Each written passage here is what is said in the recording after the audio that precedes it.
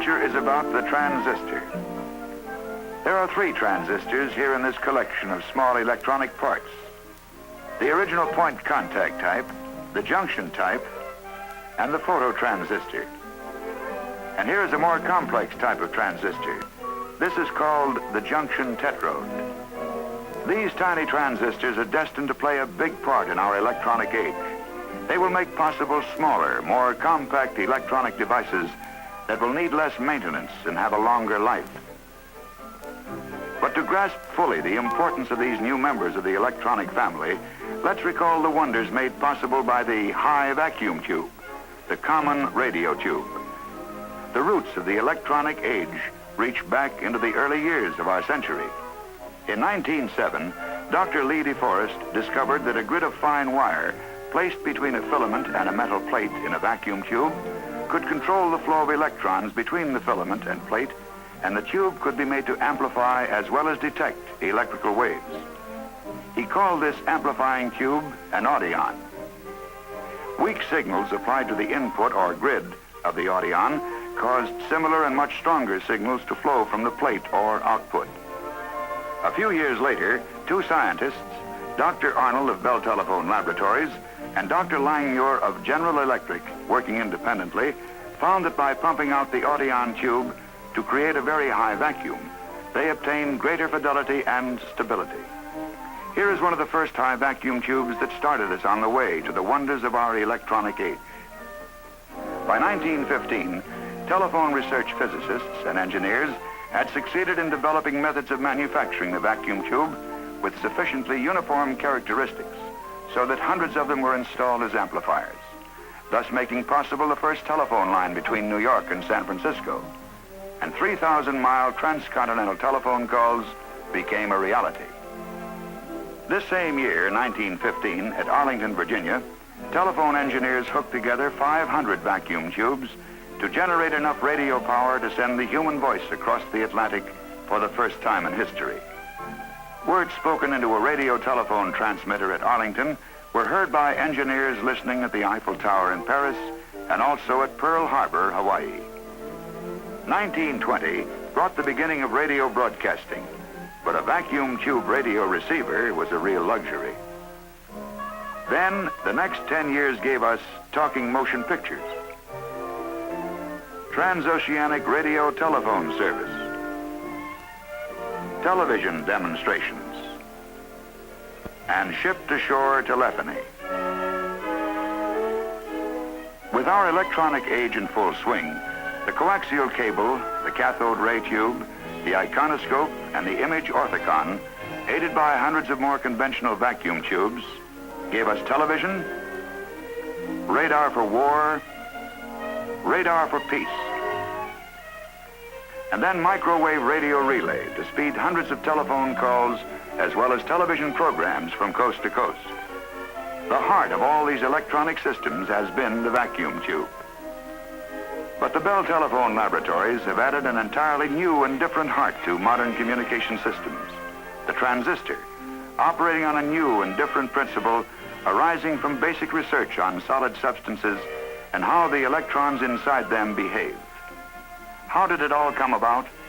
Well, doctors Shockley, Bardeen, and Bratton and their associates at the Bell Telephone Laboratories were working on a problem in pure research, investigating the surface properties of germanium, a substance known to be a semiconductor of electricity.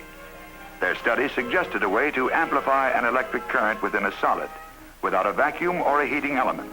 And after months of calculations, experiments, tests, the transistor was born. The transistor, a new name, a new device that can do many of the jobs done by the vacuum tube and many the tube can't do.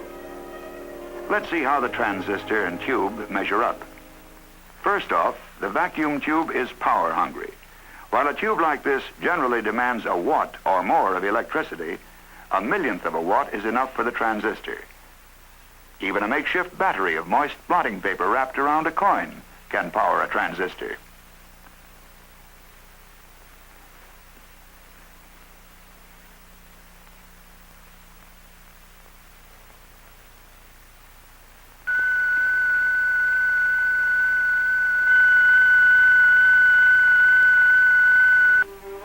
vacuum tube gets pretty hot, sometimes a little too hot. That's why in complex devices, the tubes must be spaced far enough apart for proper ventilation. Since transistors remain cool, they can be crowded together in a small space.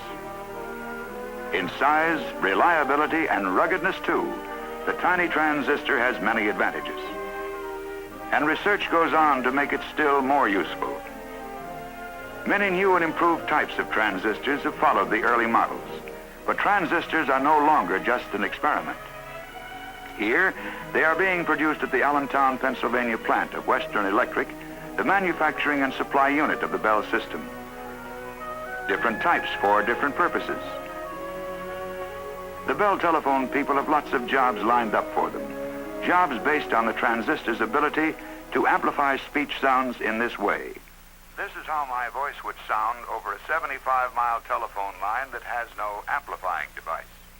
Now, with a transistor amplifier in the line, my voice is amplified so that you can hear me distinctly. This, for example, will mean that in isolated farmhouses, far from central exchanges, the transistor, right in the telephone, will make it easier for the farmer to hear and be heard on his rural telephone. And transistors can replace many of the vacuum tubes used in providing long-distance telephone service. Because they are so tiny, transistors have made it possible to miniaturize many types of electronic equipment. This equipment requires less space and will cost less to maintain.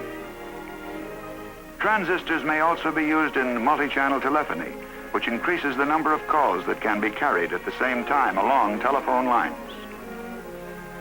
When you dial direct from your town to a distant city, transistors in this route selector may be helping to mark out the pathway along which your call will go. Transistors may someday go under the sea, built right into underwater telephone cables. But transistors go well with lots of other industries too. Many manufacturers have been licensed to produce transistors and devise new applications. Through their efforts, you may be able to get music with a flick of your wrist from the so-called Dick Tracy radio. And with a portable television set, you may be able to enjoy video entertainment anywhere you go. For the military, the transistor opens up fantastic possibilities, most of them in too early a stage of development to be talked about. Transistors will take their place in the complex calculating machines that have often been called electronic brains because they enable man to save days, months, even years in solving mathematical problems. Of course, we cannot build a calculating machine as flexible as the human brain, but even a man-made computer designed to do hundreds of brain-like calculating jobs might need an Empire State Building to house it and a Niagara Falls to power and cool it if vacuum tubes were used in its construction. Substituting transistors for tubes, such a versatile machine could fit into a good-sized room, and power and cooling needs would be relatively low. With the transistor, man has gone far toward matching some of the capacity of the human brain. He has done it with imagination, with the inventiveness and teamwork of the Bell telephone scientists who are looking forward to the age just beyond the age of electronics.